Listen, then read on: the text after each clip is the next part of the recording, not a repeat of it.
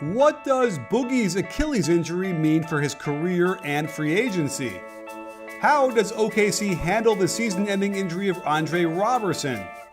What trades will get done by the trade deadline? The only question left is, say it with me, you win.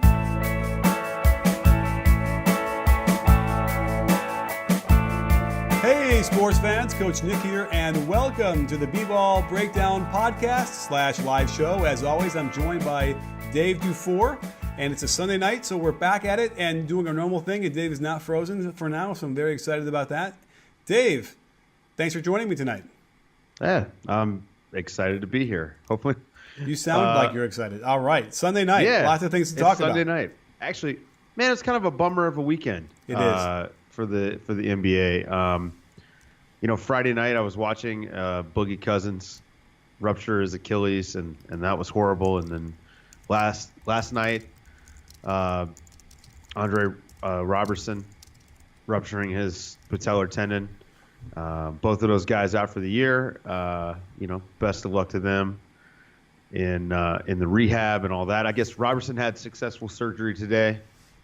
And I think Boogie's having it soon. So, just to talk about Boogie for a minute and this injury, I don't think the Achilles injuries are the death knell that they used to be. I mean, Rudy Gay came back looking fantastic. Now he's had some heel issues.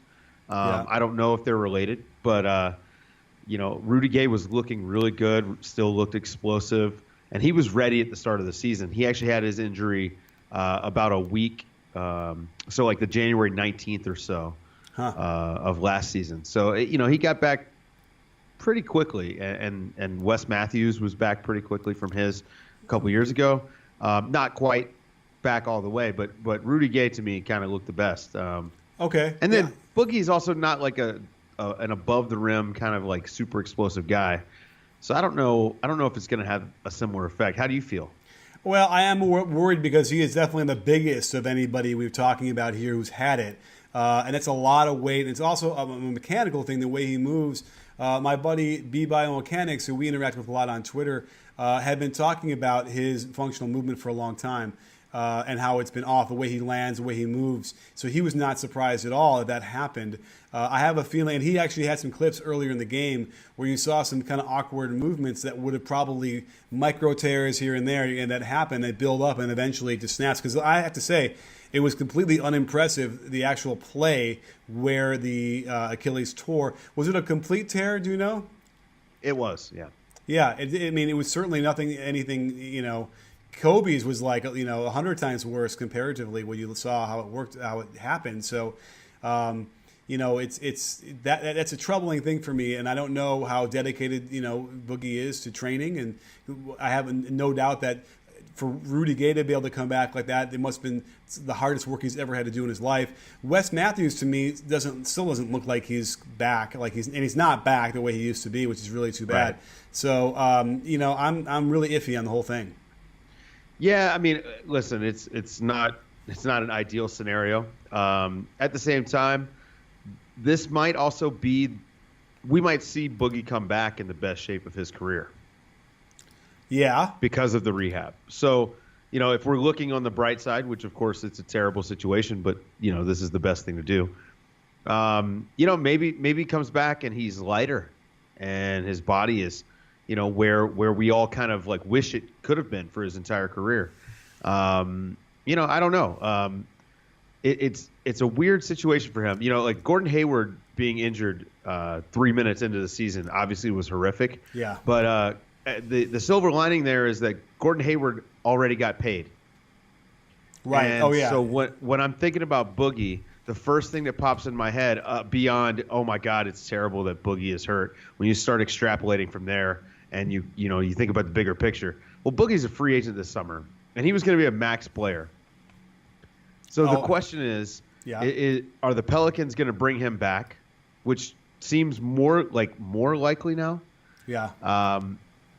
But at what number are they going to bring him back? And is it going to be one of these things where, he takes less money and signs a longer deal? I don't know. I mean, it's going to be fascinating to watch this summer. It can't be for Max, right? I think at this point, I would be surprised because he's simply an unknown quantity. He's not even going to come back at all. So I would imagine it's less than max. And I guess at that point, it's really a question of whether he likes New Orleans at all or not.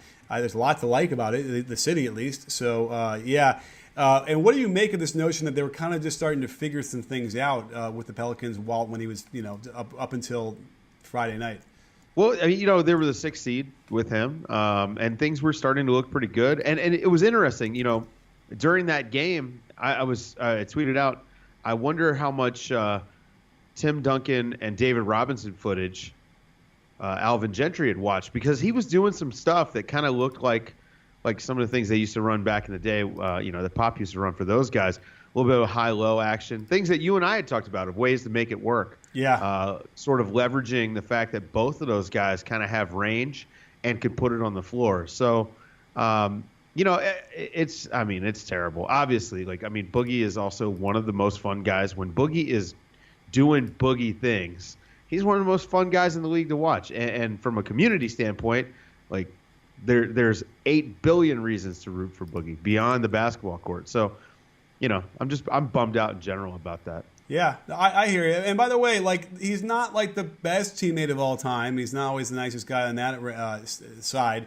It was nice though to see just how many people across the NBA had tweeted out or were giving him props or giving him encouragement to continue to get better. So that's nice. And yeah, I like to see him continue to get better at that level. And then just you can't question the guy's dominance on the court. It's insane. I was kind of curious to check on the offensive rebounding numbers. It's kind of curious to see when you're playing two bigs like that. They're 26th in offensive rebounds per game, which is really kind of interesting because I was kind of talking earlier today with somebody about how at some point someone's could go back to being big and just trying to dominate the offensive glass because since nobody even goes through the offensive boards anymore, they all want to get back on defense. Yeah. And I thought, okay, well, there's AD and Boogie would be that one team that's doing it, and they're not doing it either. So. Well, that's where OKC had all their success 2 years ago right. in the playoffs was with Cantor and Adams. We've seen that a little bit with the Spurs when they're going two bigs. They kind of do the same thing.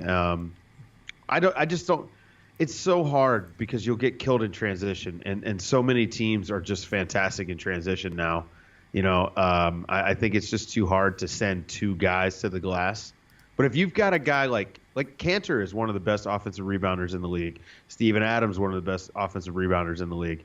If Boogie was one of those, super high motor guys, and it's not that he doesn't make winning basketball plays because he does, but offensive rebounding is very often about effort and motor and not so much about skill or talent.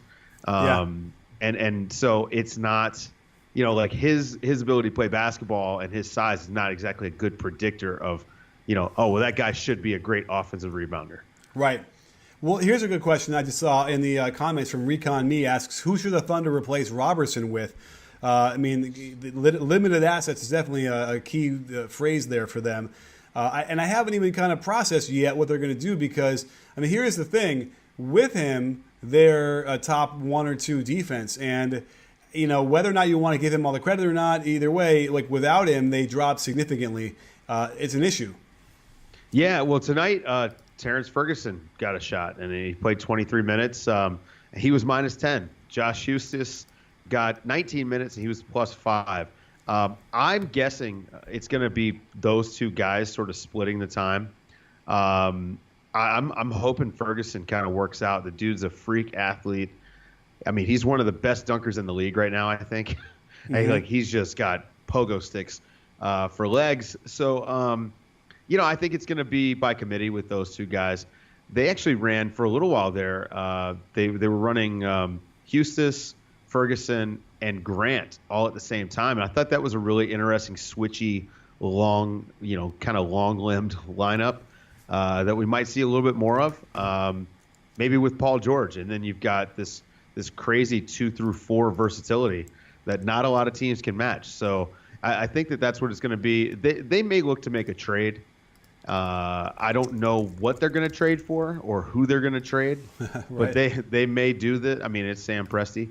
It's Sam Presti. It's also Paul George only on this Right. 1-year deal. Like they have Sure. the pressure to try and do as much as they possibly can now, or else everything falls apart. Absolutely. And then, the other thing there is that it looks like Abrinas is sort of the odd man out right now. And so I wouldn't be shocked if Abrinas is, if some team kind of puts some value on him, he might get moved. Sure. Do you want to hear they are competitive. So do you want to hear the on-off for Andre Roberson in terms of defensive rating? yes. So I just called it up here because, and again, defensive stats, yada, yada, like all the things are the devil. And But terrible. on-off I like on-off for this. I do. I like on and off for everything. I mean, although the biggest troll was that LeBron's on off is his net rating is negative 0.9. It was until the last couple of games at least, which we could talk about in a second. But the defensive rating when he's on the bench is 108.6, which is about 5 points higher than the normal overall. When he's on the court, it goes down to 96.4, a 12-point drop defensively just by him being on the floor. And I don't know if it's all attributed to him, but there's no question when he went down and he's not in the lineup, their defense is a lot less effective. Yeah, I mean, and I wonder how many of his minutes he's sharing with Steven Adams and Paul George. But it takes 3 good defenders to make a good defense. One guy can't do it. Yeah. And so I think that sort of trio of guys, they're so smart, they communicate so well. And then Robertson's ability to take a guy and just completely erase him from the offense is, I mean, if he's not the best in the league, he's one of the 2 or 3 best in the league. And they're going to miss it. And there's another guy. I mean, he did just get a contract, and he's going to be coming back from a patellar injury next year. I mean, they're brutal. I mean, Jeremy Lin, we saw Jeremy Lin do that. Was that the first game of the year also? Man, this has been a crazy year for injuries. And I'm sure it's already been a crazy year for you if you've been online dating. The usual flakiness, lazy text messaging, and dead-end conversations have been the norm, but not if you use eHarmony. If you're ready to find your perfect match, then click over to eHarmony now and experience firsthand how thorough their analysis is, using years of science, data, and psychological research to send you the right matches. I understood right away that this wasn't a site for meaningless hookups or short-term flings, and you can join the more than 1 million people that eHarmony has already found matches for. Better yet, right now, you'll get a free month of eHarmony when you sign up for a 3-month subscription by using my code COACH at checkout. So stop waiting and start your journey to a satisfying, meaningful relationship. It can be fun to play around with online dating apps, but when you're ready to fall in love with someone and have a meaningful relationship, there's one app that's built to bring you real love: eHarmony. Come see how eHarmony can change your life. Go to eHarmony.com and get started, and enter my code COACH at checkout. We've been inching closer to most teams having really good sort of functional movement, at least advisors or consultants on their team to help them understand that. I think they're going to end up moving more and more towards that, and then expecting the players themselves to be more and more efficient with their workouts and more focused on it as a asset, I suppose, too, because they can't afford to have these kind of injuries, especially if they can be avoided. So often, I mean, a lot of these non-contact injuries are just, I mean, freak occurrences, The Achilles, there's the science is sort of debatable on whether it's an overuse injury or not. The patellar tendon, from what I understand, it's not typically an overuse thing. Yeah. And if you saw that play, like it, when he was laying there on the ground, everyone thought he hurt his back. Yeah. And then only when you go back and you really look at the footage, you can see that the issue was on the jump, and basically that tendon just gave up. But yeah, I mean, the Thunder, it really stinks for them because they were starting. I mean, they won tonight in Philly and they looked pretty good doing it. Did you not see the game? Philly played OKC. Yeah, the Thunder. Oh, Yeah, I thought we were that's what I'm talking talking about. Oh, yes, you're No, right. I'm talking about OKC. I thought I was thinking of Pelicans for a second. Never mind. Yeah, no. We're talking about OKC. Yes. And they won tonight, and that takes them to 30-20 on the season. So, that's pretty good. being Yeah. 600 is pretty good. Yeah. And by the way, and they could trade, being instead of being first or second defensive rating, they could trade it to be 10th or so, and then increase the offense, and then you're kind of at the same spot or better. So in theory, that's what they did. Yeah, and I mean they're 2 games out of the 3 seed right now. So Crazy. just for some perspective on how well they've been playing lately. So we'll see what happens there. And I mean, the trade deadline is 10 days away. I know you're excited. I mean, I'm just waiting excited to react. I don't even have to predict it. I'm waiting to do a video once it happens. Right. And, a lot of people have been predicting all year that this is going to be a slow deadline. Actually, I'm going the other way. I think maybe there's not going to be, 50 trades. Maybe we'll get 3 or 4. Okay. But I think there's going to be some big names moved. And I think Isaiah Thomas is one of those guys that has a high likelihood of being moved. And I think Kevin Love has a high likelihood of being moved. No, if I had to pick on the Cavs, I would pick Kevin Love before Isaiah, only because there's no one who wants Isaiah. Right? Yeah, but Isaiah is an expiring contract. Now, he's only like $6.5 million, so it's not a ton of money, but it's still an expiring contract. Now, imagine you're a team like Orlando, and maybe you want to take Isaiah Thomas, and you're like, okay, so I'll re-sign him this summer and maybe get him at a discount. I just don't know. Yeah, I would think that Love. I mean, I've been calling for Love to be traded for a long time. I just felt like he doesn't fit in, and he's so bad defensively for them. In fact, there's a great tweet somewhere on Twitter I saw. I can't attribute it, but it was like he basically was saying Kevin Love playing defense is like the guy who was walking into a dark room and having his arm out so he doesn't walk into anybody.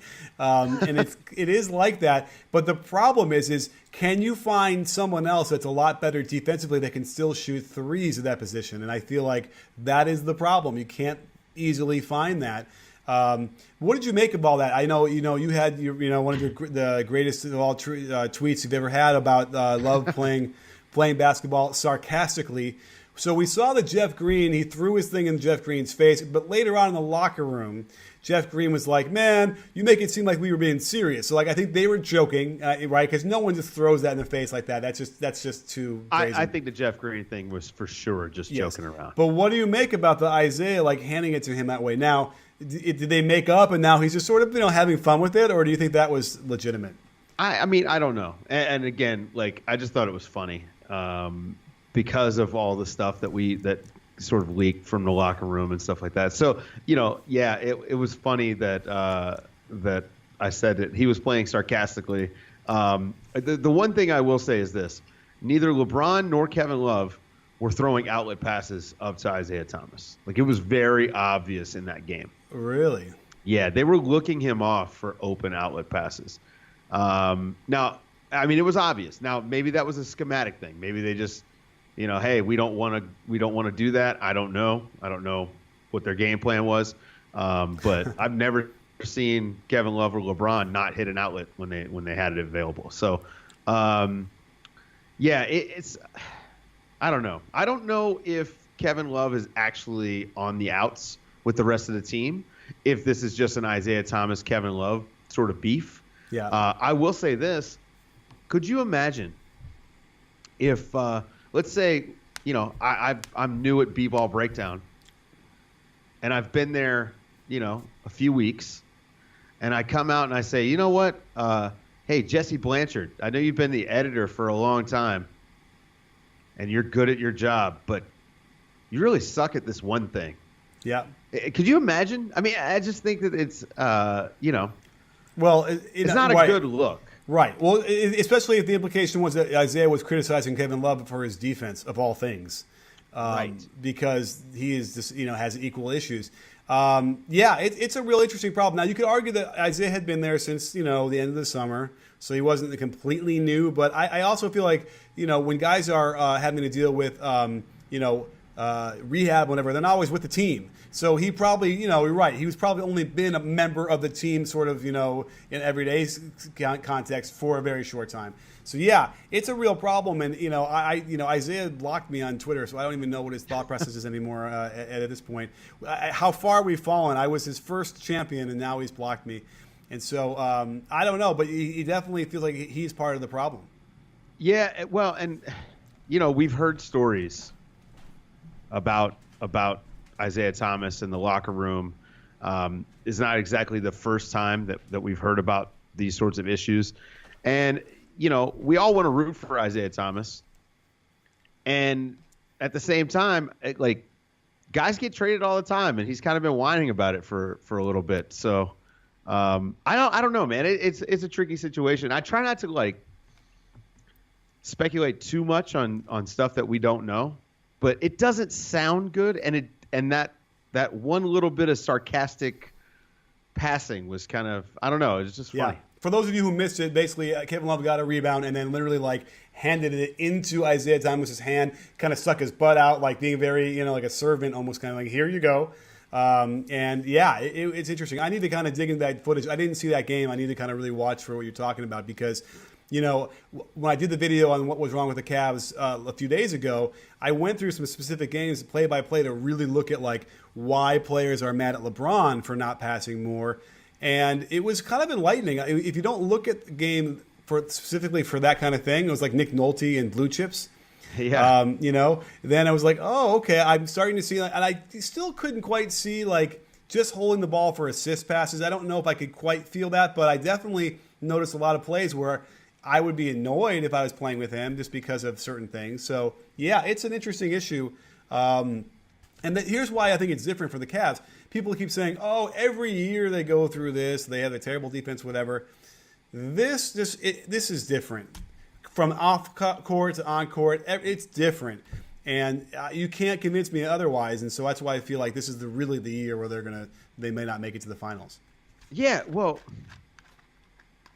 you and I have had this conversation both on the podcast and just personally. The Cavs are the one team where tomorrow LeBron could just say, you know what, I'm going to just score 40 a game and carry this team to the 1 seed. And we can both be like, well, of course, because it's LeBron. And so most of what happens for them during the regular season is not instructive. What I've sort of taken to doing is I concentrate on the guys that are not LeBron. Okay. Right? Isaiah Thomas, not the same Isaiah Thomas from last year. Jay Crowder, not the same guy that he's been the last couple of years. And if you pay attention to the Boston media guys, and I know you do, they have been on this sort of train for a couple of years now that he's been on the decline, that they were able to hit a lot of what he was doing in Boston was smoke and mirrors. So there's that. Kevin Love, not going to get any better at defense at this point in his career. No. He does, the effort's there, but it's not going to get any better. Yeah, the efforts. Listen, I'll give you my Larry David face, Thea. This is great audio. Yeah, right. Great podcast. Right anyway, well, hey, Tristan Thompson, not looking like himself. Had some injury issues, obviously, but not looking like himself. Well, but wait, let's break into that for a second because I had said this. I almost to the point where I'm like, what's going on here? I said they got to start Tristan Thompson and go back to that alignment with Kevin Love and LeBron James in the front court that way. Lo and behold, they do it the next day, and they've won 2 in a row now that way. Yeah, I mean, it makes sense for a team.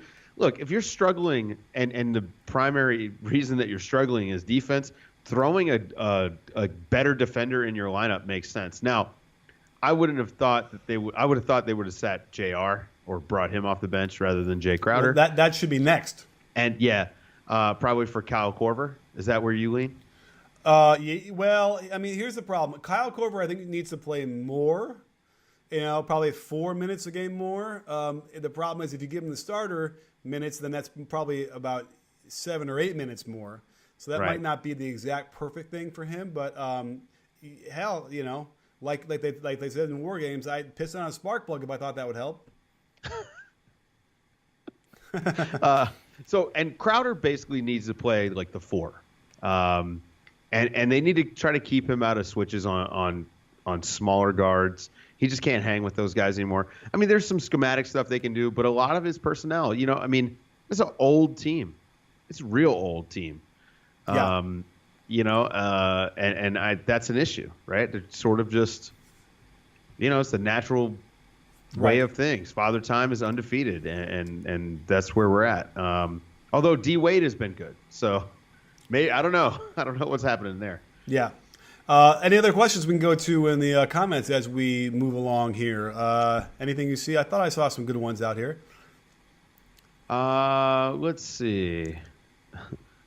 I wish there was a way to like highlight these things. Yeah. Well, we finally got to be able to scroll them, and now, how about this one? Let's see what this says. Marshall524 says, some Wolves fans are wanting more Tyus and less Teague. Do they have a point? Thoughts? I think Teague had a pretty good game recently, but I've sort of never been sold on Teague as a starter in the league, believe it or not. So, but then again, I don't know Tyus is either. So what do you think, Dave? Yeah, Tyus has played pretty well. And my thing about Teague is that Teague is sort of like, I hate to use this term, but like he's an offensive point guard. Like I don't like his defense at all. And I think that's one of the things that people like about Tyus is that the effort is there on defense. He's fighting over screens, things like that. So I don't know, man. I think that you and I both agree that Jeff Teague was the wrong guy for them to sign, right? Yeah. During the offseason? Yeah. I mean, it was one of those, we got to sign somebody and we need a point guard. Rubio's gone, and right? Like that's sort of what happened, right? Because that happened. Rubio left and then they signed him, right? Yeah. Yeah. They traded Rubio, yeah. They traded Rubio. All right. So it's like, yeah, it's a real like, it's kind of like when they, let's keep doing more references. Like, remember when they sing Happy Birthday in Office Space to the boss that everyone hates? It's sort of like, happy birthday to you. Welcome, Jeff Teague. Here's your locker. Like, right. So, he's 3 years, $19 million a year. $19 million a year. That's what the deal was? Pretty sure. God bless America. Well, the country. Wow. Yeah. So, yeah, it's not a good deal in any stretch of imagination. You know what? Tibbs is, Tibbs or Thibodeau is some of his luster is being worn off quickly, right? Well, you and I have talked about the death of the coach/GM. Yeah. And how that's probably just gonna disappear with this last group for a while until some coach comes along and like cons another team into it. Oh, Jesus! Right. Stan Van Gundy has not done an amazing job in Detroit, doing both jobs. I don't think, aside from getting Jimmy Butler, which by the way, I don't think that was super smart. It was just, okay, Jimmy Butler is a top 15 player. Let's go get him, right? Like it's a no-brainer is what I mean. Not that it wasn't a good move. It was a great move, but it's a no-brainer move, right? Like you do that anytime. I haven't seen him kind of nail the things that good front offices nail, right? Like the fringe stuff. Well, and also defensively, they're not nailing that either in a way that was supposed to be his thing. And you start to think that maybe it was Ron Adams more than him in Chicago. I don't know. I don't know. But yeah, but then again, signing Taj Gibson right now. Taj Gibson's been pretty good this year. So I mean, I don't know. But I think that's going away. I mean, obviously Doc lost his power. Yeah. And I think we're going to see Stan Van Gundy sort of in the same boat. But we're talking about Minnesota as if they're like trash. They're 32-20. They're fourth. They're on their way towards where they want to be. I just feel like there's a couple of albatrosses pulling them down. And Teague being one of them. Bielitsa might be a guy who is not going to get them where they need to go either. Gorgie Jang might be a guy too. It's like there's some interesting pieces that don't all sort of fit together. Heck, the Butler and Wiggins thing is working okay, but that's also a little bit of an interesting thing as well. Although that you could argue that they are sort of in alignment to be able to guard the Warriors okay with that alignment. Sure, but have you considered at all what this team is going to look like by the time the playoffs roll around after having played all of these minutes? Oh. Like, is that a concern? Because I mean, like it could be argued they're sort of overachieving now by playing their best players into the ground.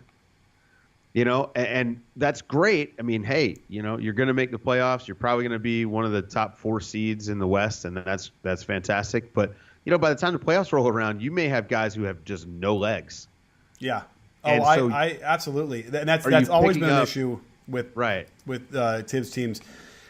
We'll see, especially because they don't really have a lot of experience either, so they don't even know what the playoffs are like except for Butler. So it's like, but then again, they're young. Who knows? It could go either way, but you're right. It seems like that he'd probably be better off taking a little bit of a page from Pop and like just getting more development. So it's not even Right. almost like he's running him in the ground as much as the other guys are not getting enough reps and development either. If Jimmy Butler gets hurt, right? Knock on wood, because we don't want that to happen. Because Jimmy Butler is fantastic and he's probably in the MVP conversation. Like a top 5 guy for MVP. Yeah. If he were to get hurt, that's a first round exit, guaranteed. Oh yeah, they're out. So they don't have any. I mean, most teams don't have anyone to pick up the slack for a superstar. This is not unique to Minnesota, but there's just no hope for them to fill those minutes because they don't know what they have. I mean, none of those guys down at the bottom of the bench ever get any run. Yeah, no, I hear you. Yeah. Here's a question we have somewhere in the comments asking about the Wizards. Are they going to make a move? And by the way, I have a couple comments like, Jesus, Nick, what did I say that was so a few minutes ago that was so upsetting? I don't even know now at this point. It's late on Sunday.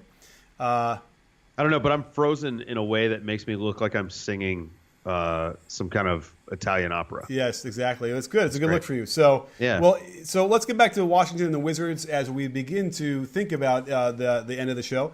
The Wizards, I've been advocating all year long that it's probably time, and everyone sort of looked at me funny, which is what happens a lot to me.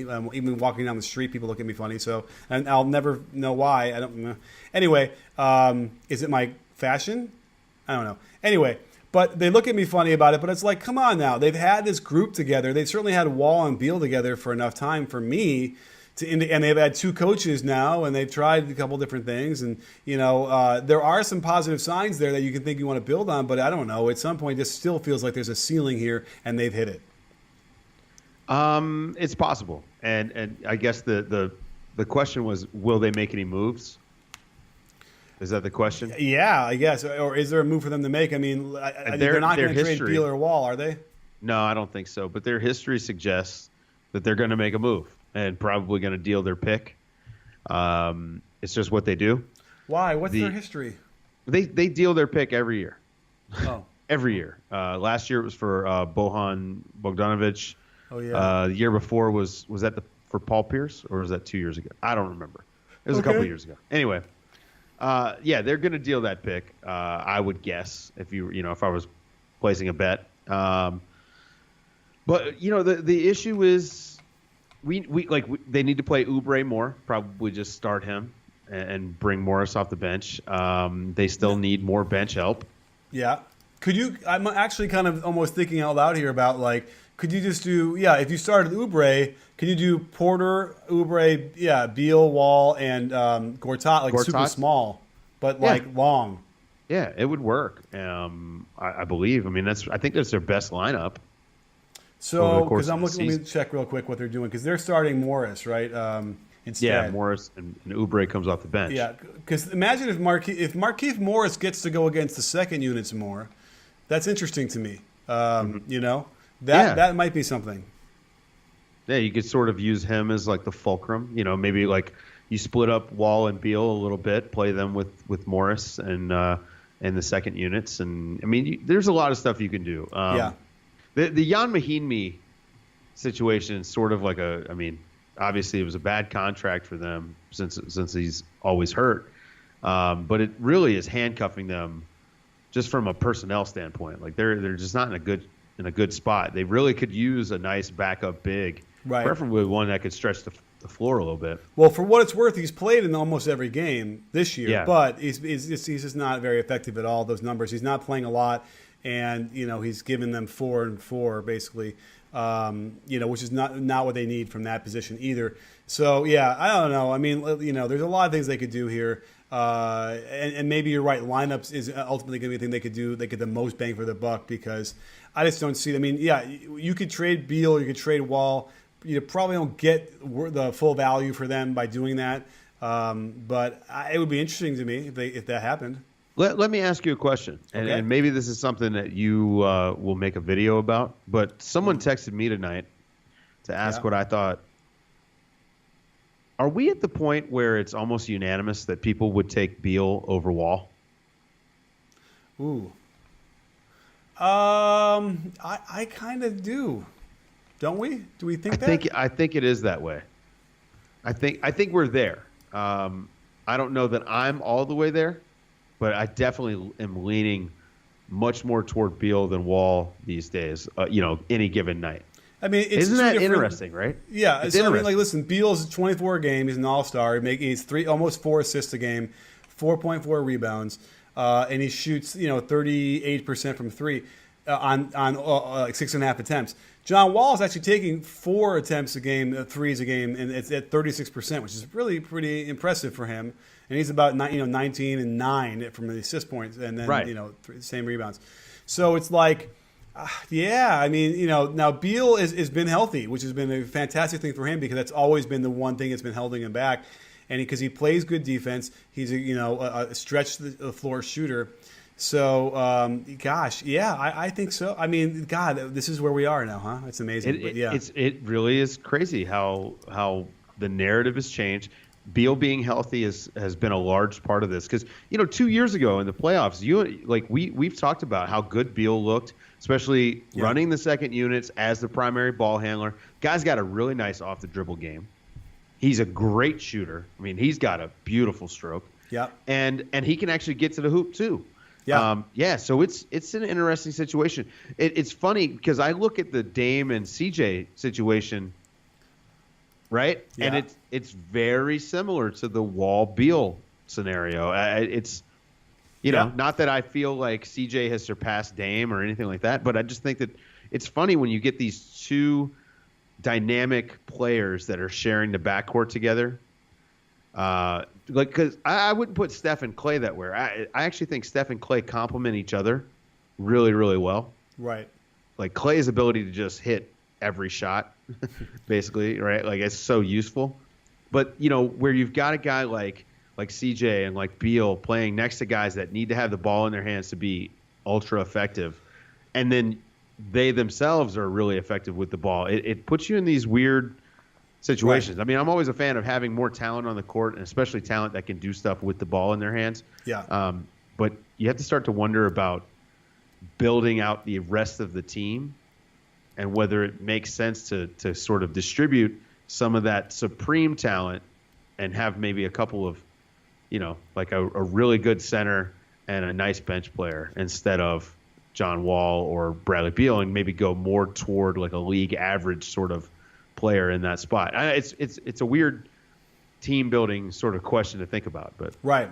And Portland again also is one of those things where they kind of doomed to be this mediocre team that they can't quite get above and they can't get low enough to get a better pick. So that's another issue where I'd be surprised if they made a trade, but certainly they're stuck. And this year, all right, they'll make the playoffs. They should make the playoffs, and they'll probably be a first-round exit, unfortunately. But, who knows what O'Shea will do up there because there might be something he might be willing to do that'd be like kind of, go for broke here and try and shake some things up. So that's how I always feel. I always look at it like, 2 years in, 2.5 years in, it's not clicking, and we can see that. Then, like, let's get some value before these guys aren't worth much or worth less. And that's where I would land on all those teams. Yeah, I agree. All right. Well, let's end this. Although, hang on. Yeah? Although Toronto proves that is not always the right way to go. So right. Although it was also the coaching style, which they did radically change this year. And had they done it with another coach, then I probably wouldn't have been calling for what we've been calling for, breaking the whole team up. And again, kudos to Dwayne Casey for doing that and staying the course for now. And it'll be an interesting video, perhaps. Is it the Raptors or the Celtics? Who are the ones who are going to dethrone the Cavs from the Eastern Conference? Hey, I'll tell you, and we haven't talked about this at all. That Celtics-Warriors game last night, that was fun. Yeah. That was fun. We need that. I mean, Curry and Kyrie that was like a heavyweight fight. And then, of course, Curry is just the greatest of all time. It was the greatest duel of all time, I would say, shooting wise. I mean, the Curry shot 67% and Kyrie shot better than that. Yeah, just a crazy matchup. Are you going to do a video about that? You know, it's funny that you ask because I already did, and I just released it a few hours ago, and it's doing really well. So check it out if you are online anywhere, because we made that exact point that it was really fun and a crazy, crazy game. And, you know, Steve Kerr fouled up by 3 in the backcourt. Good for him. Yep. Thank God he's showing us the way. And by the way, if you notice, they did it the right way. Because there was no timeouts, they had to inbound it all the way in the backcourt. They even let him take even more timeout before they fouled him, so it was even a better foul. Really smart all the way around. So, but a great. And by the way, Kyrie kind of has to go crazy just for them to kind of be as close as they are, right? In theory. But I still think it would be a good series. Either way, yeah. And Kyrie has the potential to do that, you know, on any given night in the playoffs. We've seen it, so I'm ready. I'm waiting. Here's what I'd say. I think that there's a great chance that the Cavs could beat the Celtics or the Raptors, like that they still will beat them in like 6 or something, right? Yeah. But I think the Cavs get swept almost certainly by the Warriors. Yeah. But I think the Raptors or Celtics could maybe win a game at home. Right. Okay. If that makes any sense whatsoever. Sure. Listen, The Warriors are not infallible, and we've seen moments and stretches this year where, like, when they kind of collectively get off, and not make shots, it ain't looking so pretty all of a sudden. So remember, all those things are fueled by the jump shooting. You know, their defense is better when they're making those shots. They can be in the set position to begin the possession. So, there are vulnerabilities if you can call them that with a team like the Warriors, but. Either way, I would agree. There's no way I don't think the Cavs do any better than they did last year, and it was even the one they won. It was kind of a bummer. So, not a bummer, but it's like not that competitive. So yeah, we deserve something new. I'm ready for something new. I'm always ready to sweep out the closet and bring some new clothes in.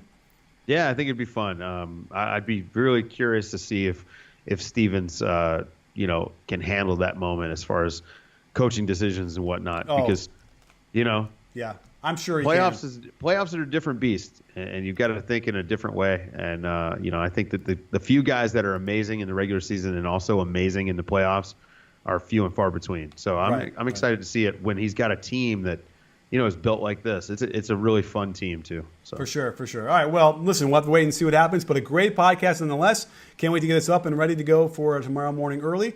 And so stay tuned and, give us a little like and a rating on iTunes if you can. Check out the YouTube channel. All the videos are coming up. We've been nailing them pretty well for the last month and a half or 2 months. So get over there. Dave, anything else you want to plug? No. Great. Well, yes. Let's wrap this up by saying, as we always say, don't forget, sports fans, at B-Ball Breakdown, we're not a channel, we're a conversation. Do you win? Are you in, Dave? Yes, I am.